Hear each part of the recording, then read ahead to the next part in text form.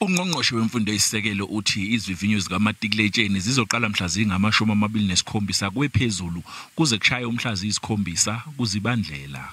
We're left with 18 days now before our full-time and part-time candidates start.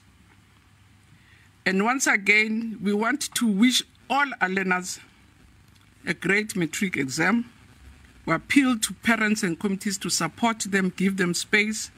Umnyango uthi ngendlela owenze ngakhona amalungiselelo lezi vivinyo zizoba impumelelo futhi zizoba qotho. Our learners are prepared to go into this examination.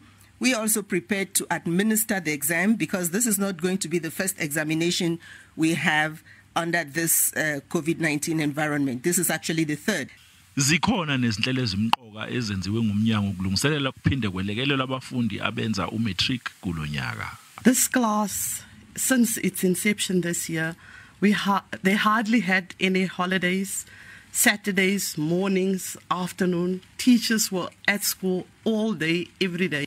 Kwaba nezingqinamba eziningi ngenkathi kubhalwa izivivinyo zikamatikuletsheni nyakenye ngemuva kokubhutshuka kwephepha lezibalo kanye nele-physical science.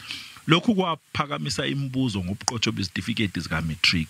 Umtshekga uthi benza konke okusemandleni ukuthi akubaphinde kwabehlela nyakenye.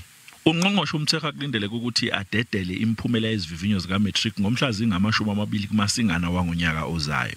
Izifundazwe zona zizodedela imiphumela yazo ukusuka mhla zingama-20 nomuvo kuMasingana wangonyaka ozayo.